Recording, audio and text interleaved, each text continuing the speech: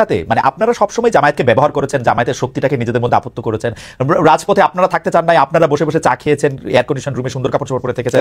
জামায়াত আন্দোলন করেছে, আমি একটু বলি, জামায়াত আন্দোলন করেছে এবং জামায়াত কিন্তু 17 বছর 18 বছর 20 বছর 25 বছর যখন দরকার হয়েছে তখন আপনাদের সার্ভিস দিয়েছেন। কিন্তু জামায়াতের নেতারা যখন ফাঁসির কাছে ঝুলেছে, জামায়াতের বিরুদ্ধে যখন বিভিন্ন রকম অন্যায় অত্যাচার হয়েছে, বিএনপি জামায়াতের সাথে একটা বিবৃতি দিয়েও পাশে থাকে নাই।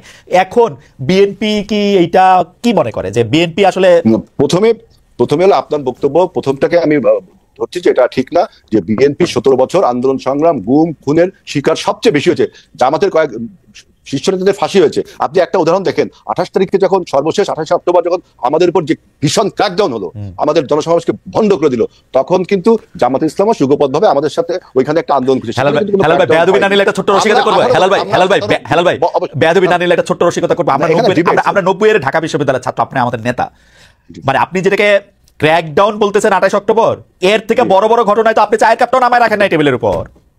কেন আমরা 17 বছর আমরা আপনি চাই খাইতেছিলেন, ধরেন 90-তে যে ঘটনা পুলিশ ঘটাইছে, সরি, সেগুলি তো হয়তো আপনি চায়ের কাপটাও নামায় রাখেন না, সেটাকে আপনি ক্র্যাকডাউন বলতেছেন 28 অক্টোবরের ঘটনা।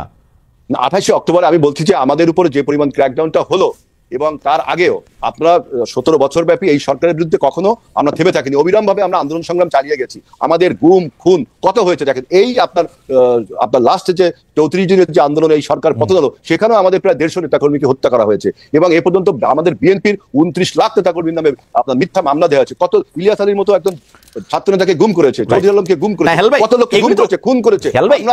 এগুলি তো বহুবার বলা হয়েছে, কিন্তু হেল ভাই আমি আপনার কনসেন্সাসের কাছে এটা প্রশ্ন করতে চাই।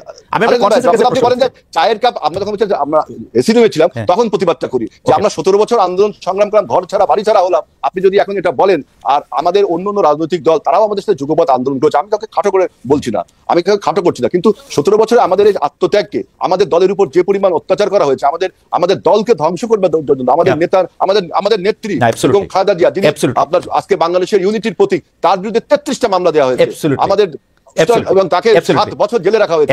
আমাদের এখন আপনি বলছেন, এখন যারা বলছেন যে তাদের বিরুদ্ধে যখন মামলা হয়, আমরা কিন্তু বলেছিলাম যে মামলাটা আপনার ন্যায্য তার ভিত্তিতে হতে হবে এবং এই মামলায় যেন আইনগত বারবার বলি। অথচ দেখেন 111 যখন আমাদের নেতাদেরকে গ্রেফতার করা হলো, তখন কিন্তু আমরা আমাদের সহযোগী, আমাদের জোট সঙ্গীত থেকে আমরা কোনো বিবৃতি পাইনি। এটা আমি বলতে চাচ্ছি না, আপনি বলছেন তাই। আমি ইতিহাসের দিকে না যাই, হেল ভাই আমার গলা ব্যথা একটু, এই জন্য আস্তে কথা কইতে হইতেছে। এই যে ইতিহাসের দিকে না যায়, ব্যাপারটা কি বিএনপির আচরণ থেকে কি এইটা মনে হয় না যে ডেফিনেটলি বিএনপি বাংলাদেশের সবচেয়ে বড় রাজনৈতিক দল, এখন আবার আওয়ামী লীগ অনুপস্থিত, তার মানে হচ্ছে বাংলাদেশে যদি এখন ইলেকশন হয় বিএনপি 280টার বেশি সিট পাবে, এটা আমি নর্মালি বুঝতে পারি। তো বিএনপি এখন 280টার বেশি সিট পাবে, বিএনপি অস্থির হয়ে গেছে যে বিএনপি 280 সিট পায় আসে তারেক সাহেব এসে প্রধানমন্ত্রী হবে, বেগম জিয়া যদি রাজনীতিতে থাকতে চান প্রেসিডেন্ট হবেন বা অন্য কোনো কিছু হবেন, জনাব আজিজুল বারী হেলাল বড় একজন মন্ত্রী হবেন, বাকি হবেন আমি জানি না। এবং এইটার জন্যই অস্থির হয়ে গেছেন, যেইটার এই জন্য যখনই আমরা সংস্কারের কথা বলি, যখন আমরা বলি আমরা কি একই জায়গায় আসবো, তখন আপনারা এটা পছন্দ করেন না। যখন এটার মধ্যে এটা বলা হয় যে ভাই আপনাদের সঙ্গে তো জামাত ছিল, আপনাদের সঙ্গে তো বাম দল ছিল, জনাব সাকি ছিল, জনাব নূর ছিল, এগুলি কথা শুনলে আপনাদেরকে কষ্ট লাগে। আপনার উপর থেকে দেখেন হ্যাঁ তোমাদেরকে দিয়ে দিব না 5-10টা আসন, এরকম একটা ভাব আপনাদের, তাই না? হ্যালো ভাই, এটা আপনি বলছেন, এর কোনো সোর্স আমি জানি না, সোর্স থেকে আপনি বলছেন। আপনি যে বলছেন অস্থির, আমরা অস্থির হবো কারণ সমস্ত রাজনৈতিক দল, জামাত ইসলামকে নির্বাচন চাচ্ছে না, বাম সংগঠনগুলোকে নির্বাচন চাচ্ছে না।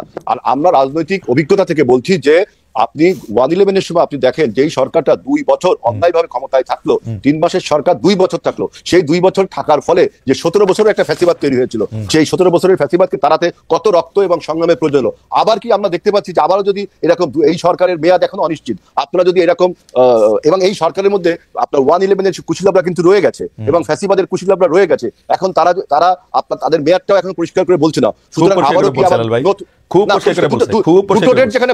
দুটো ডেট যেখানে বলেন, হেলাল ভাই একটা ইয়া বলছে যে মানে হয় ডিসেম্বর থেকে জানুয়ারি জুন পর্যন্ত একটা, এটা কি স্প্যান বলছে, আইদার অর না ভাই, যখন এটা জানুয়ারিতে সময় হলে জানুয়ারি ফেব্রুয়ারি। এখানে আরেকটা কথা বলছে যে যদি সংস্কার কমিশন যে সমস্ত প্রস্তাব দিছে সেগুলো যদি রাজনীতিবিদরা না মানে তাহলে তিনি নির্বাচনে যাবে। তাহলে আমার প্রশ্ন, আপনার এই পণ্ডশ্রম কেন? রাজনীতিবিদরা যদি না মানে তাহলে আপনি নির্বাচনে যাবেন, তাহলে এই সময় ক্ষেপণ করছেন কেন? সময় ক্ষেপণ করে আপনি বাংলাদেশের স্থিতিশীলতাকে নষ্ট করে এই, আমি আসতেছি হেলাল ভাই, আমি আপনার কাছে আসবো, আমি একটু মাসুদের কাছে যাই। মাসুদের কাছে যাওয়ার আগে দর্শকদের কাছে একটা প্রশ্ন করছিলাম যে আমাদের রিজভি ভাই, আমাদেরও মানে আমাদের আরেক নেতা, বিএনপি নেতা, তিনি এখন জনাব রুহুল কবির রিজভি মন্তব্য করেছিলেন যে সব শিক্ষা প্রতিষ্ঠানকে জামায়াতিকরণ করা হয়েছে, সেইটা সঠিক বলে মনে করেন কিনা?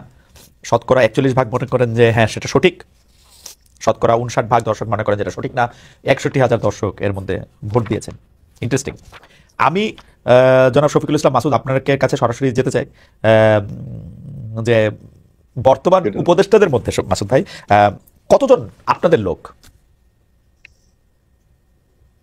খালিদ ভাই, দুটো বিষয় একটু আপনার অনুমতি নিয়ে বলি। একটা হচ্ছে যে অন্তর্বর্তীকালীন সরকারের ব্যাপারে একটু আগে যে আলোচনাটা হলো যে ব্যর্থতা বা ওনাদের দায়বদ্ধতা প্রসঙ্গটা, আন্দোলন একটার পর একটা আসছে। আসলে দেখেন, এই 17 বছরের মাঝে তো নানান বঞ্চনা ছিল মানুষের, সেখানে সরকার কিন্তু এই মাত্র 6 মাসে 136টা আন্দোলনকে তারা মোকাবেলা করেছে এবং সেটাতে ফেস করেছে তারা।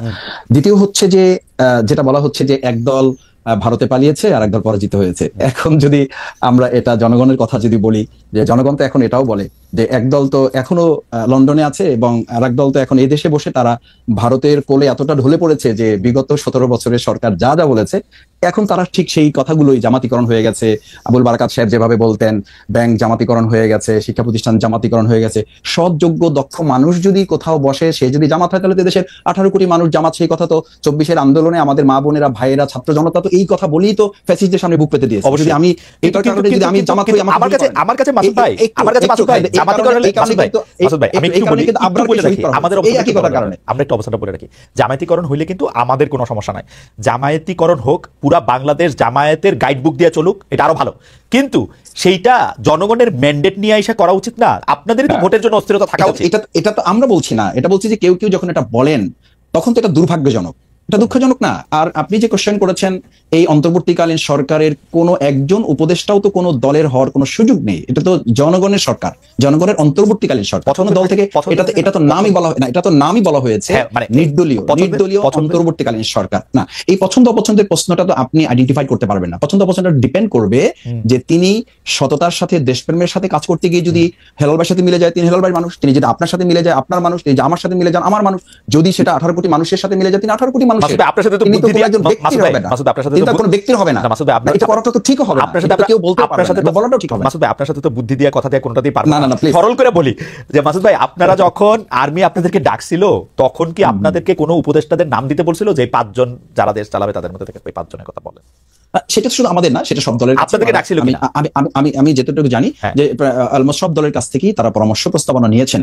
সেই প্রস্তাবনা কোনো দলই তার দেশপ্রেম, তার দক্ষতা, যোগ্যতা, আমানতদারিতার প্রশ্নে সেটা কেউই ওপেন করে না। আবার কেউই কিন্তু কোনো দল হিসাবে তাকে দেয় নাই, দিয়েছে যে দেশের এই ক্রান্তিকালে প্রধান উপদেষ্টা